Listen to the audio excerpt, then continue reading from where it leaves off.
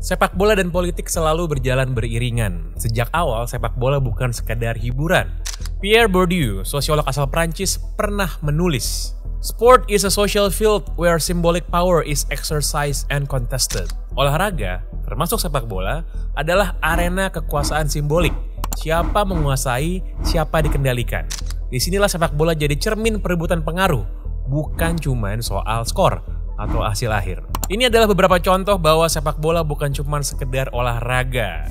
Masih ingat European Super League ketika kudeta oligarki sepak bola yang gagal? Waktu itu 2021, 12 klub raksasa Eropa tiba-tiba declare European Super League. Motif utamanya apalagi kalau bukan uang dan kekuasaan. Pemerintah Inggris turun tangan, Uni Eropa bersuara, fans seluruh Eropa protes besar-besaran, bahkan PM Inggris waktu itu Boris Johnson ngancem bikin undang-undang baru demi menggagalkan rencana ini. Hasilnya, proyeknya kolaps sebelum sempat berjalan. Di sini kekuatan politik dan suara rakyat terbukti bisa melawan dominasi oligarki sepak bola. Contoh lain, Arab Saudi dan sports washing ketika mereka mengakuisisi Newcastle United. 2021, Arab Saudi lewat Public Investment Fund membeli Newcastle United. Langkah ini bagian dari strategi sports washing, yaitu membangun citra dan pengaruh politik lewat sepak bola. Bukan cuma Newcastle, tapi Liga Pro Saudi juga menggelontorkan dana raksasa demi memboyong bintang-bintang Liga Eropa. Cristiano Ronaldo, Neymar, Karim Benzema, bukan cuma investasi, tapi upaya memperluas soft power Arab Saudi ke panggung dunia. Juga tentu saja lo masih ingat Qatar dan Piala Dunia 2022, diplomasi mereka lewat sepak bola. Qatar jadi tuan rumah Piala Dunia, itu menggunakan sepak bola sebagai alat diplomasi dan negosiasi geopolitik. Yang mereka mengundang perhatian dunia dan memperkuat posisi mereka di Timur Tengah hingga mencairkan waktu itu blokade ekonomi. Isu HAM dan pekerja migran memang jadi sorotan, tapi secara politik Qatar sukses mendudukan dirinya di meja utama kekuatan global lewat sepak bola, lewat jadi tuan rumah Piala Dunia. Atau kalau kita lihat soal Rusia dan Ukraina, bagaimana sepak bola jadi alat sanksi internasional. Ya, ribut-ributnya Rusia sama Ukraina itu langsung berdampak ke sepak bola. UEFA dan FIFA melarang tim dan klub Rusia tampil di kompetisi internasional. Sponsor besar seperti Gazprom, Depak, dan Roman Abramovich, owner Chelsea, terpaksa melepaskan klub karena tekanan politik dan ekonomi. Sepak bola jadi bagian dari sanksi internasional. Kekuasaan dan pengaruh bukan cuma sekedar sportivitas. Kita juga bisa melihat bagaimana klub-klub elit itu menggunakan uang negara. Manchester City, Abu Dhabi, PSG, Qatar, Chelsea, dulu Rusia. Jadi bukti bagaimana sepak bola Eropa tidak lepas dari modal negara, sultan minyak, atau oligarki. UEFA coba kontrol melalui financial fair play, tapi realitanya kekuatan modal besar terus mendikte arah sepak bola modern. Kasus Man City yang diperiksa karena pelanggaran finansial itu bukan cuma urusan angka sebenarnya, tapi soal pengaruh siapa sebenarnya yang pegang kendali di panggung sepak bola dunia. Juga kalau kita ngomongin soal supporter, politik identitas, aksi massa dan gerakan sosial.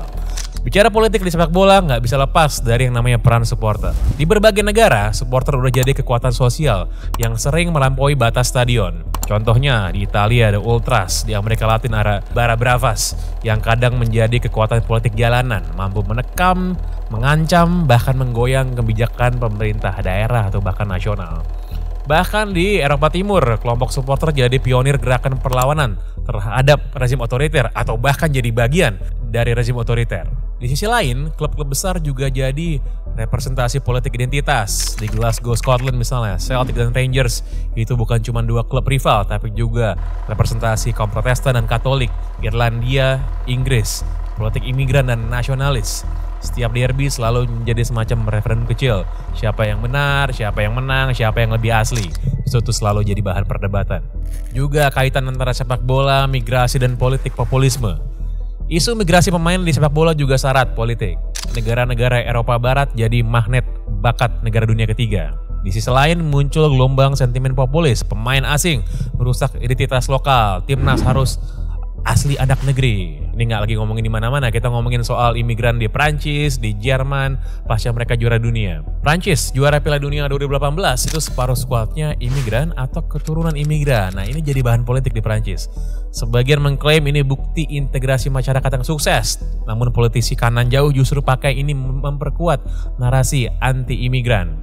Di Inggris, ketika ada Brexit itu juga berdampak langsung ke regulasi pemain asing di Premier League. Sepak bola jadi cerminan ketegangan politik nasional dan juga potensi konflik horizontal.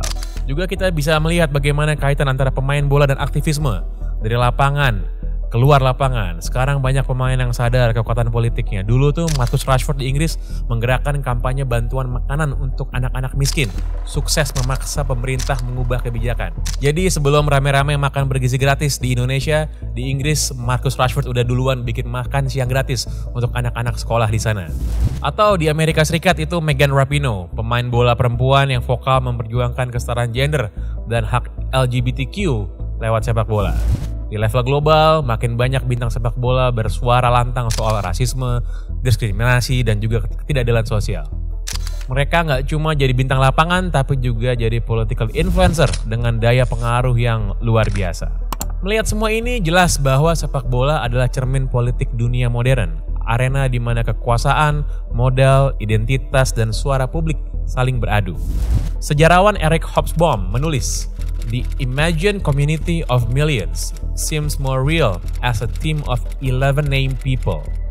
Ya, sepak bola tuh jadi instrumen identitas kolektif dan kadang lebih terlihat nyata, lebih terlihat kuat daripada nasionalisme konvensional.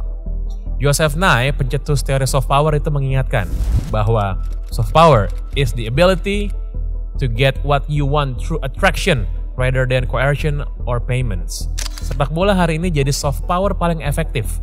Alat negara, korporasi, bahkan penguasa yang menjadi modal untuk mengendalikan opini publik, memperhalus citra, sekaligus memperkuat posisi tawar di level internasional.